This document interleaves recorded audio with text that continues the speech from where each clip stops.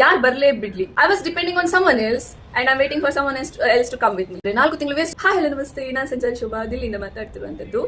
So ನಾನು ದಿಲ್ಲಿಗೆ ಬಂದು ಎಕ್ಸಾಕ್ಟ್ಲಿ 4 ಮಂತ್ ಆಗ್ತಾ ಬಂತು. ನಾನು ಯೂಟ್ಯೂಬ್ ಅಲ್ಲಿ ಒಂದು ವಿಡಿಯೋ ಹಾಕಿದೆ, ಫಸ್ಟ್ ವಿಡಿಯೋ. ಆ ವಿಡಿಯೋದಲ್ಲಿ ನಾನು ಹೇಳಿದ್ದೆ ದಿಲ್ಲಿಯಲ್ಲಿರುವಂತ ಎಲ್ಲ ಪ್ಲೇಸ್ಗಳಿಗೆ ನಾನು ವಿಸಿಟ್ ಮಾಡ್ತೇನೆ, ಆ ಪ್ಲೇಸ್ಗಳನ್ನ ನಿಮಗೂ ತೋರಿಸ್ತೇನೆ ಅಂತ ಹೇಳಿ.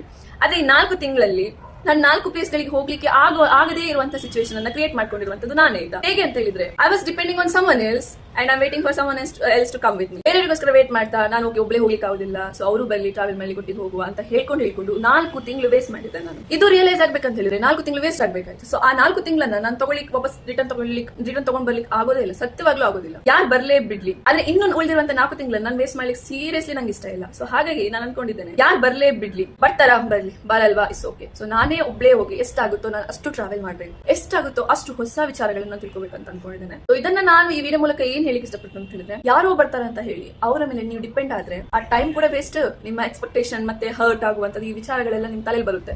ಮತ್ತೆ ಟ್ರಸ್ಟ್ ಇಶ್ಯೂ ಅನ್ನುವಂಥದ್ದು ತಲೆಗೆ ತುಂಬಿಕೊಳ್ತದೆ ಅಂತ ಹೇಳಿದ್ರೆ, ಓಕೆ ಅವ್ರು ಬರ್ಲಿಲ್ಲ ಇವ್ರು ಬರ್ಲಿಲ್ಲ ಅಂತ ಹೇಳ್ತಾ ನಮ್ಮ ಮೇಲಿರುವಂತ ನಂಬಿಕೆನ ನಾವೇ ಕಳ್ಕೊಳ್ತಾ ಹೋಗ್ತೇವೆ. ಸೊ ಹಾಗಾಗಿ ಎಷ್ಟಾಗುತ್ತೋ ಅಷ್ಟು we just do whatever you want to do, that's it. So ನಾನು ಹಾಗೆ ಅನ್ಕೊಂಡಿದ್ದೇನೆ. ಸೊ ಇವತ್ತಿಂದ ಹೊಸದಾಗಿ ಏನಾದ್ರು ಶುರು ಮಾಡ್ಬೇಕಂತ ಅನ್ಕೊಂಡಿದ್ದೇನೆ, ಮಾಡೇ ಮಾಡ್ತೇನೆ ಅನ್ನುವಂತಹ ಕಾನ್ಫಿಡೆನ್ಸ್ ನಂಗಿದೆ. ಸೊ ನಿಮ್ಮ ಸಪೋರ್ಟ್ ಬೇಕು. ಸೊ ನೆಕ್ಸ್ಟ್ ವಿಡಿಯೋ ಸಿಗೋಣ. ಬೈ ಬಾಯ್.